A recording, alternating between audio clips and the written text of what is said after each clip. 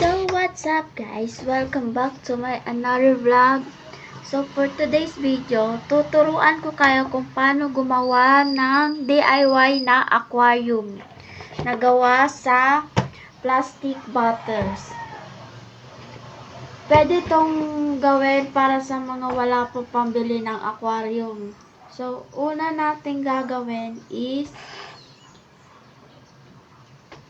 lalagyan natin dito ng butas sa taas.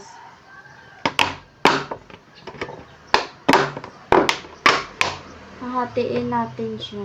Hindi naman masyadong malaki yun. Tama lang para hindi lumabas yung tubig. So, ayan. Ganyan lang kaliit muna. Tapos, syempre, bubutasan natin.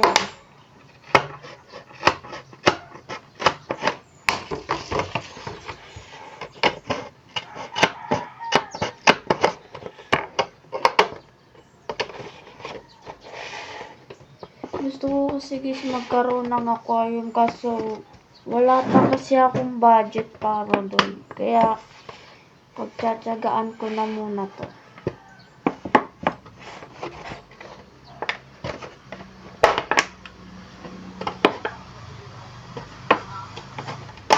Gusto ko kasi may nakikita akong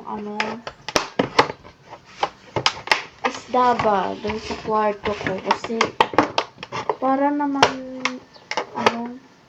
hindi siya masyadong alam na nakaka-bored. Yung isda kasi parang stress reliever.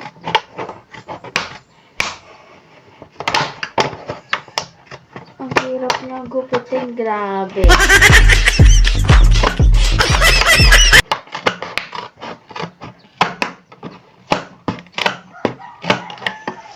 Ay.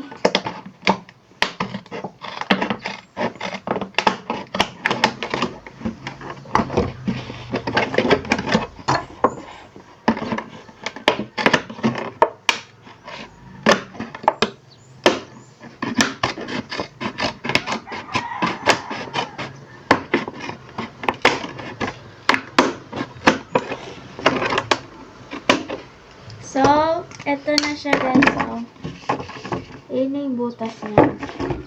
Then, next is, syempre, lalagyan natin siya ng stock water. Pero kung meron naman kayo yung parang mga bato na panlagay sa aquarium, pwede na naman siyang lagyan dito sa para mas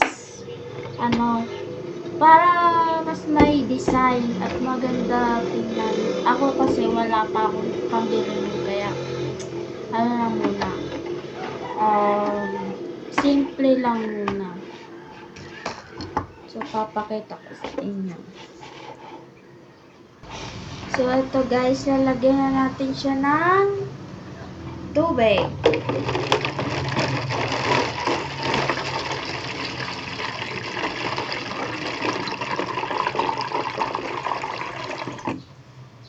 O, diba? Kulang pa pala.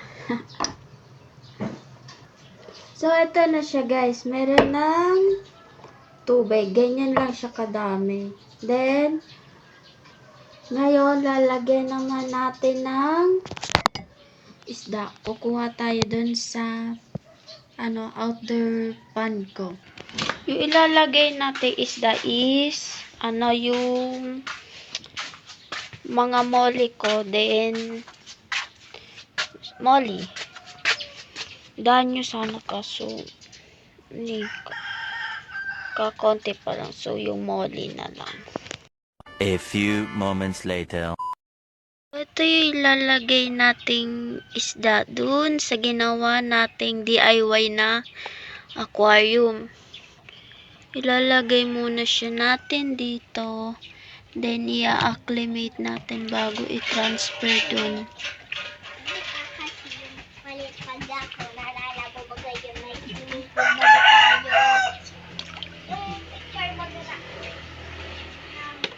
So, Yan. Transfer natin sila sa magandang lalagyan. Ayan. Magkakaroon ka na ng magandang bahay.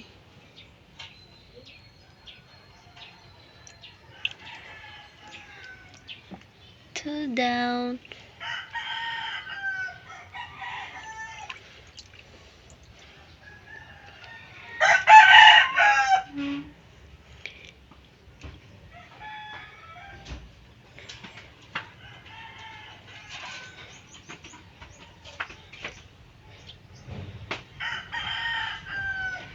Ay.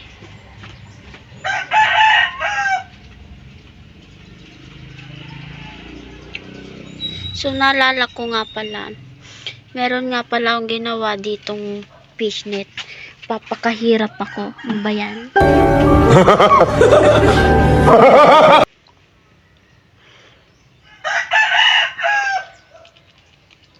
Oops!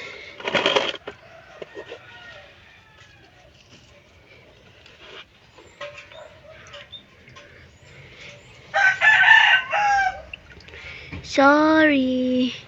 Tumalon siya, guys. Ayaw niya umalis dito sa bahay niya.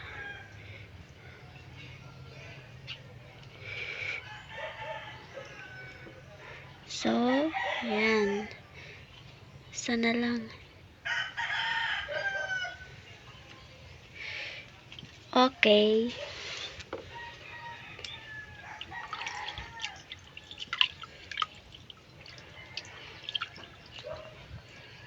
Ayan yung mga baby nila, guys, oh. Palalakihin pa natin yan. So, eto na sila. Ito ilalagay natin sa tub. Tsaka, ito pala. Yung Mickey Mouse Platico. Masyado kasi silang malungkot. Kaya, sasama na natin sila dyan. Para makabawas-bawas na rin dito. Masyado na masikip. Wala na space. Ano ka rito? Sumama ka. Yan.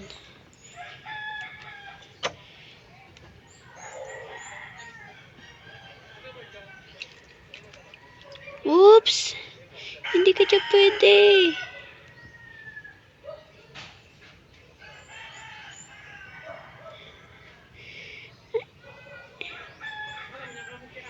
Epic feel. Oops. Ayaw niya talaga.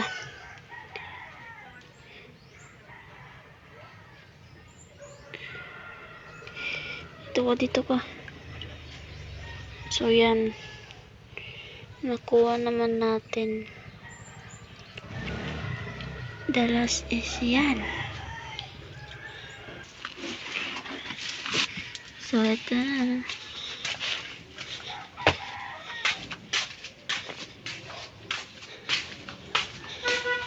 Ito na yung ilalagay natin dyan dito sa ginawa nating DIY na aquarium.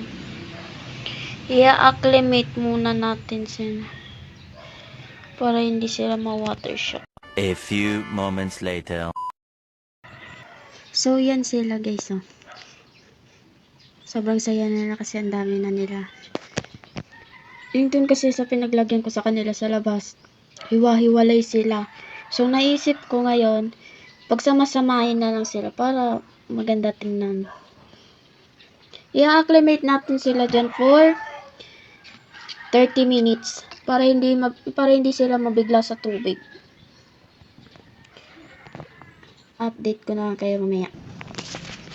So, yun na, guys, transfer na natin sila isa-isa. Transfer na natin sila dun sa bago nilang tirahan. Ayan na sila, oh.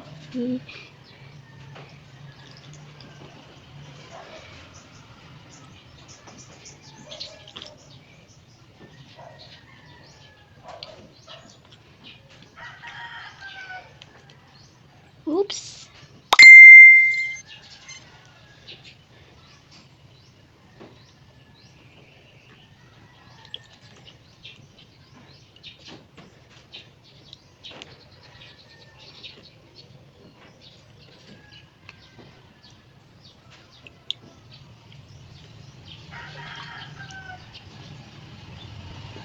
Ay.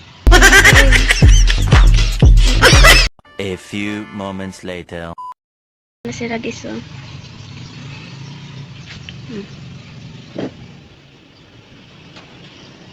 May bago na kita.